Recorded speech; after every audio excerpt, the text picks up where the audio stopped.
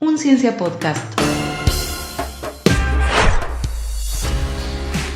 El 31 de diciembre de 2019, la Organización Mundial de la Salud reporta los primeros casos de neumonía detectados de un virus hasta el momento desconocido. Of the Wuhan coronavirus found outside of China. El primer caso de coronavirus. That COVID-19 can be as a pandemic.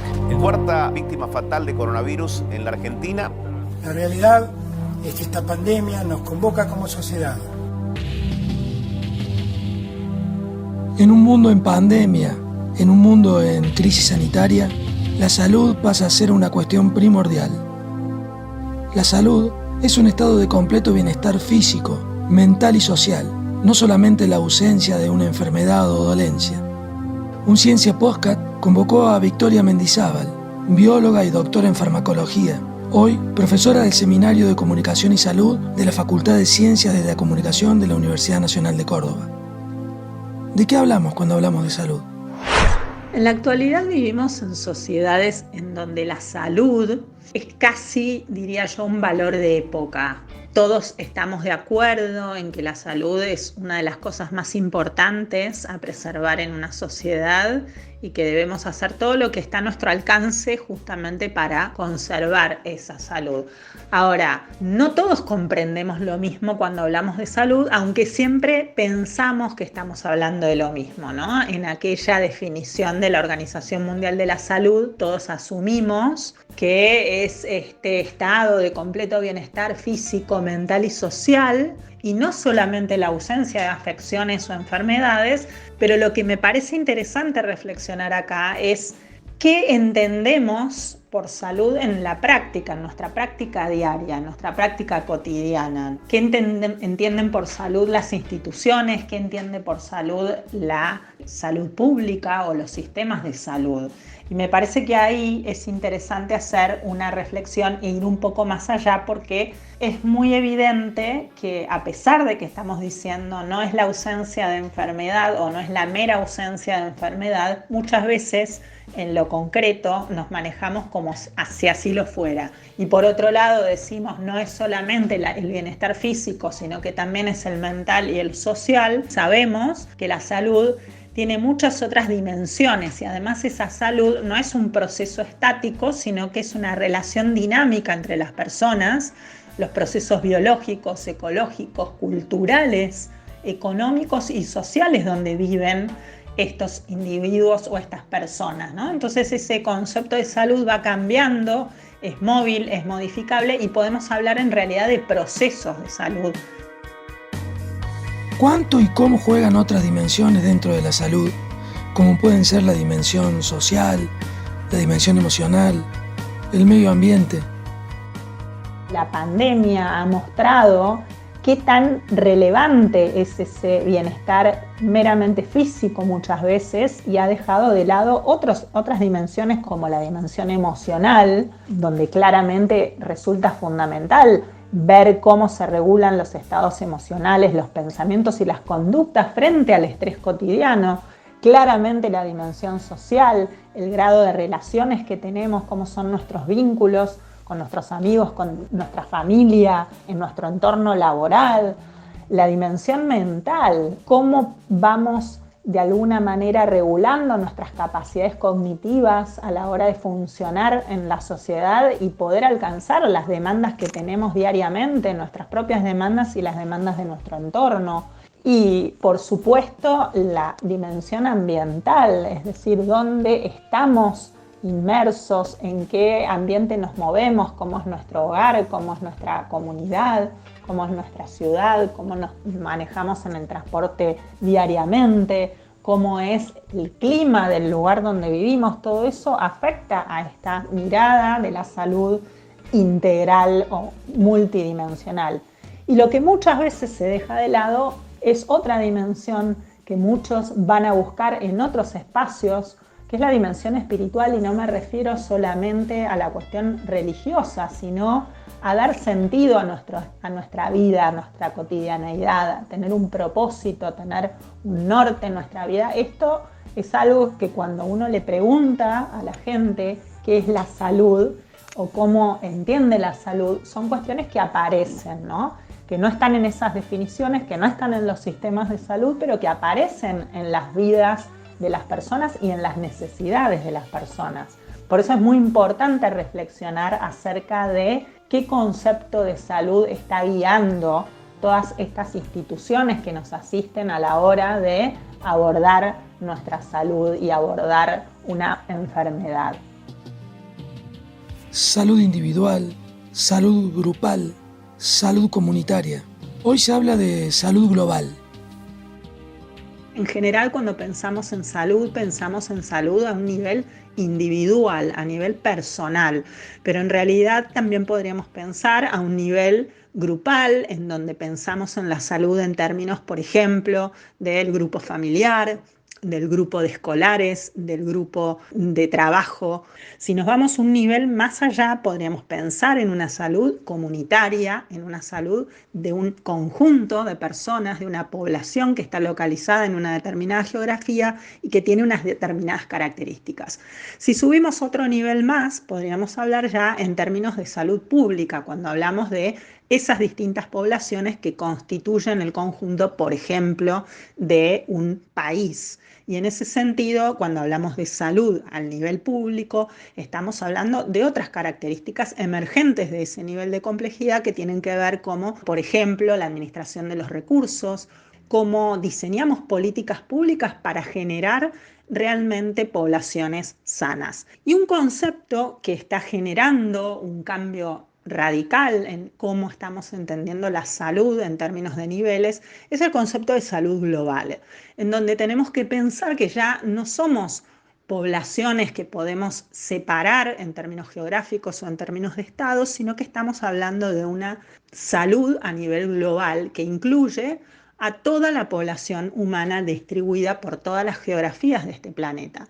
Entonces allí emergen otro tipo de problemáticas que deben ser abordadas de otra manera, como por ejemplo las grandes migraciones masivas, el cambio climático, el surgimiento de nuevas enfermedades, como claramente ha mostrado la emergencia del coronavirus y qué ha supuesto para la humanidad y para la salud planetaria y global.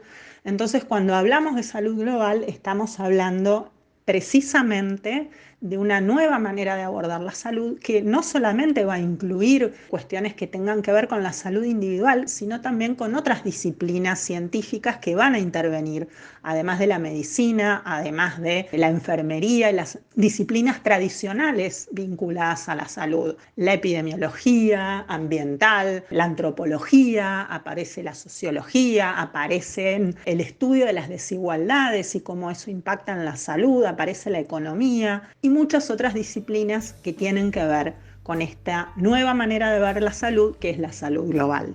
¿En qué medida la pandemia ha puesto sobre la mesa la necesidad de pensar la salud como un concepto global? La cooperación internacional se ha mostrado como una herramienta clave a la hora de poder dar soluciones a estas problemáticas que se dan en un contexto global. Veamos las vacunas contra el coronavirus, ¿no?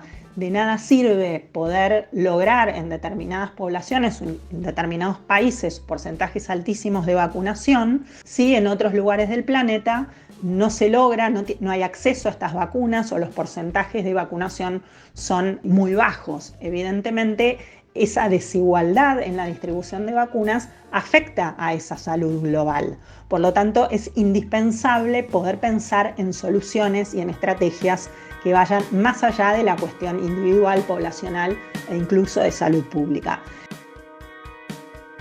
Otro concepto que la Organización Mundial de la Salud ha puesto de manifiesto es el de una sola salud. ¿A qué hace referencia ese enfoque? El concepto de One Health o una sola salud, y es esta idea que vincula la salud humana con la salud animal y la salud ambiental en una tríada que es preciso abordar, digamos, como un todo para poder lograr esa salud global, ¿no? Entonces pensemos que no es suficiente abordar o pensar en estrategias para abordar la salud humana si dejamos de lado la salud animal, que implica nuestra seguridad alimentaria, la sustentabilidad, por ejemplo, en la producción de alimentos, y que de alguna manera podamos controlar la emergencia de enfermedades zoonóticas, como es el caso justamente del coronavirus. Y por último, la salud ambiental, ¿no? ¿Qué pasa con el agua? ¿Qué pasa con el aire? ¿Qué pasa con los suelos? ¿Qué pasa con los ecosistemas naturales que de alguna manera regulan los ciclos de la materia y de alguna manera generan las condiciones de vida en donde la vida humana justamente se desarrolla? La llegada del coronavirus, que fue declarado oficialmente pandemia en marzo, originó una recesión mundial no vista en décadas. También un desempleo a niveles históricos, cientos de miles de empresas en quiebra y años enteros perdidos en la lucha contra la pobreza, entre otras consecuencias.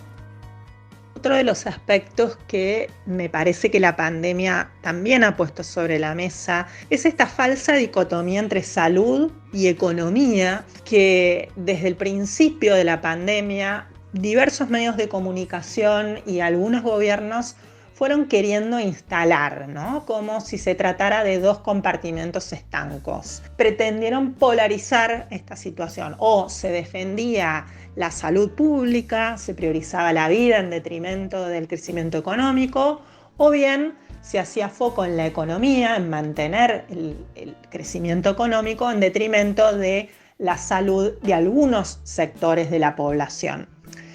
Y esto demostró ser totalmente falso, ¿no? En la práctica. Y en este sentido me gustaría señalar que así como venimos reflexionando acerca de las nociones de salud, también es necesario incorporar a nuestra visión acerca de la economía, fundamentalmente basada en el crecimiento del Producto Bruto Interno, hacia una economía que contemple dos aspectos que se revelaron desde mi punto de vista como fundamentales durante esta pandemia.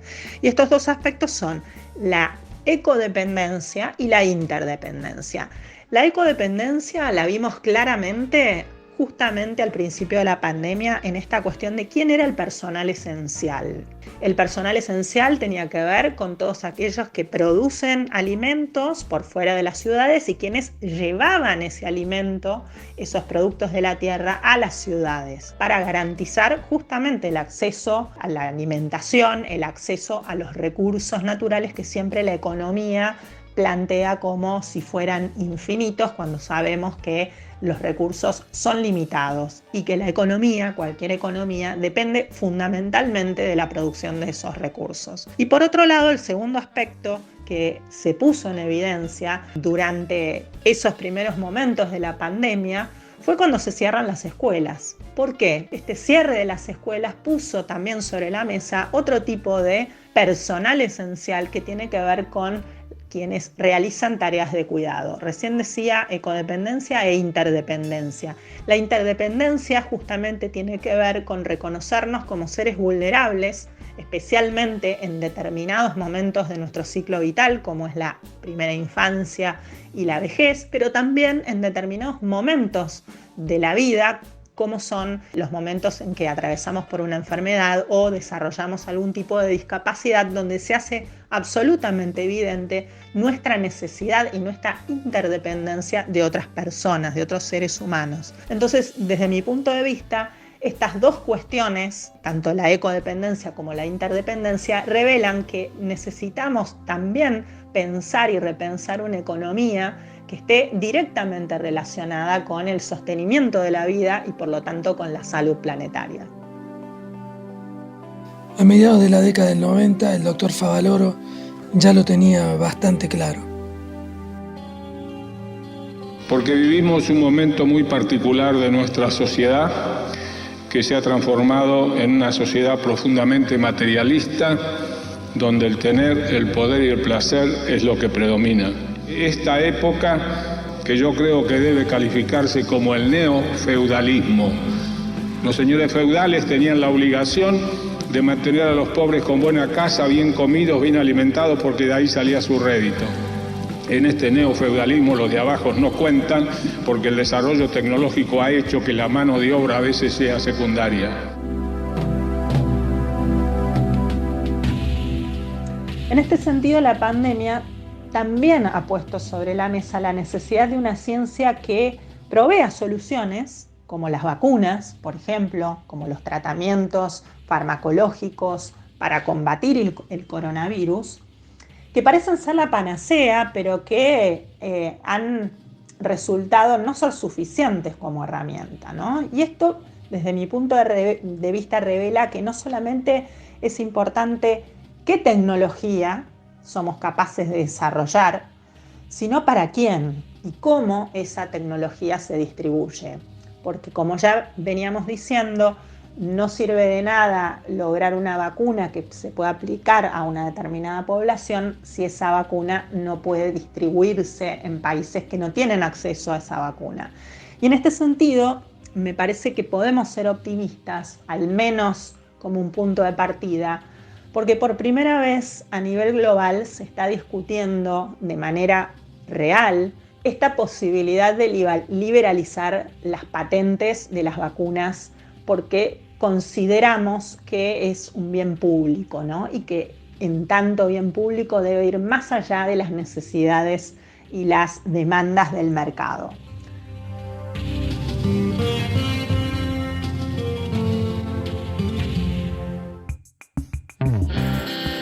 Un Ciencia Podcast suma las voces de los científicos e investigadores de la Universidad Nacional de Córdoba al debate público de los temas que atraviesan nuestra vida.